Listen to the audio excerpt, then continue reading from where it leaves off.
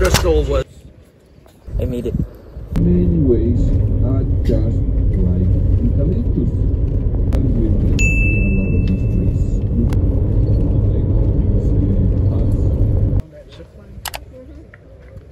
Secret Valley of Inca. Okay. May pit stop lang kami bago kami bumaba dyan. Pero yan yung the Secret Valley of Incas. So papunta na kami sa Machu Picchu. Exciting. Grabe. Sea of clouds. Ganda.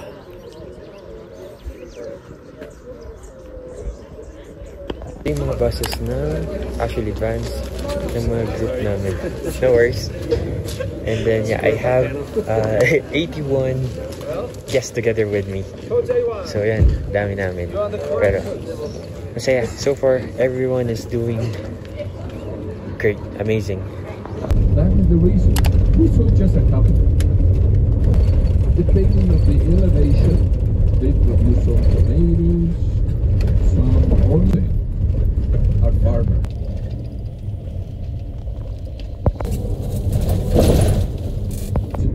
Some terraces. Alright, nasa Ollantay Tambo na kami. Then, sakay na kami ng train. So, approximately, sumalis kami ng Cusco, mga 7. So, around 2 hours yung drive namin. Papunta dito sa Ollantay Tambo. Then, dito na kami sasakay papuntang Aguas Calientes. Alright, here we go.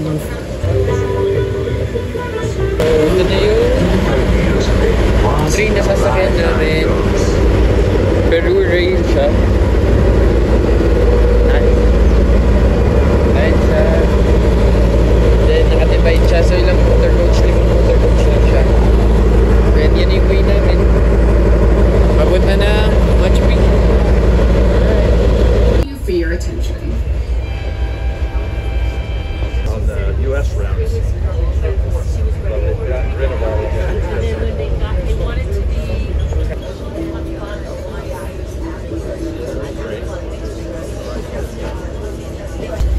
So you got a power bank on the back of that thing to keep it going? Yeah. Grand Canyon, there's a rapid called Crystal. And it's down about, built Glen Canyon down.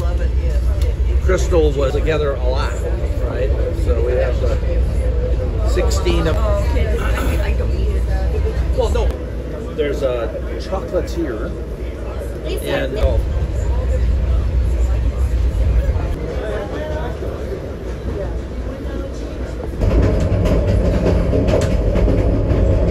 we could either put you in a hotel at LA or we Tucson, Arizona. United States. Once in a lifetime, Yorgis. And just like that, nakarating na tayo sa Aguas Calientes. So this is our jump off point papunta na Machu Picchu. So ang Machu Picchu nandyan lang siya. Hintay na sa akin.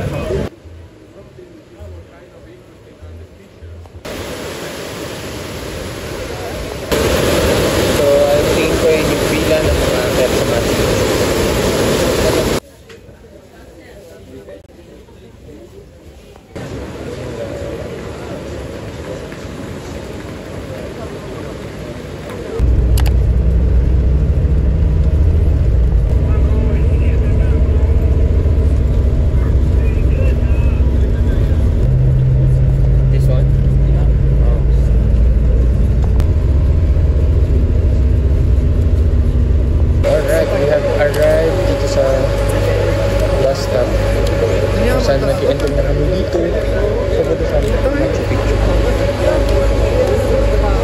Right, 3 o'clock. Nakarating na kami dito sa loob ng entrance. Finally, naabot na din namin. So, makikita na natin siya. Let's go.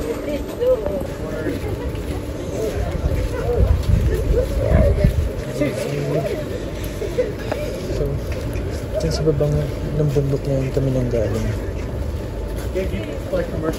Diyan kami galing sa baba na yun. Ito na yung Machu Picchu.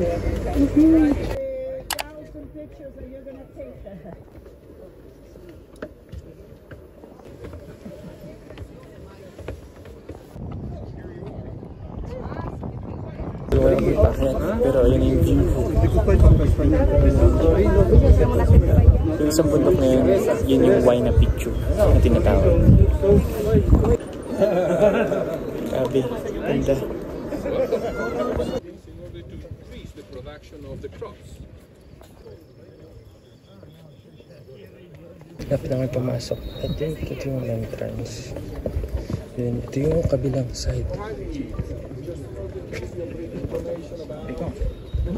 Sabi ng guide, yung city, yung structure na ito divided sa dalawa. Ito yung agrarian, and then papasok na tayo dito sa urban, sa village or sa city nila before.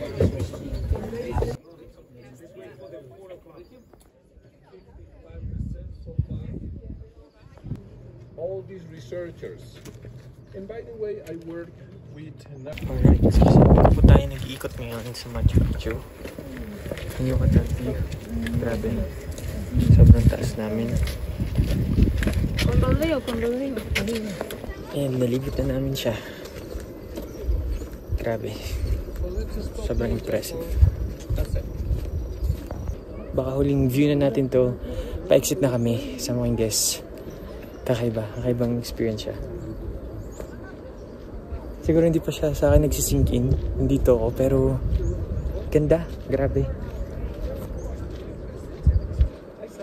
Grabe. Ang hirap i-retain sa utak. Pero I made it. Here we go.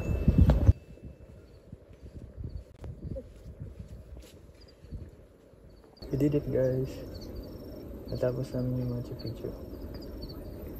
Alright. Exit na ako dito. And that's it. Amazing. So yun, kita niyo ba yun? Yun yung mga zigzag na dinaanan namin. Yan. Ito, tsaka yun nandito. Yung zigzag na dinaanan namin para makakita. So ito yung hiking trail. Then kita niyo dito, yun yung daanan ng bus. And then ito yung hiking trail kung gusto mo siya katating simula sa baba from Aguas Calientes. So ito na itong bus. Hintayin namin para masakay kami pababa.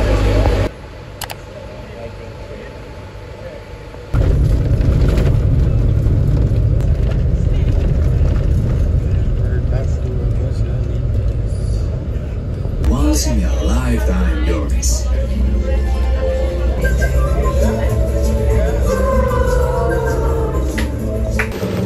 And we just arrived to Ollanta Tambok. 2 hours drive pa, pabalik ng hotel, dinner, and then matutulog na. Then tomorrow morning flight, pabalik ng barko. Alright. So, good morning. Breakfast time. Hindi na ako nakapag-update last night kasi sobrang nakapagod. Just like that, pabalik na kami ng barko. Nakalan lang namin dito sa Peru. Then, work ulit. Let's go. Say hi, Karo. Hi.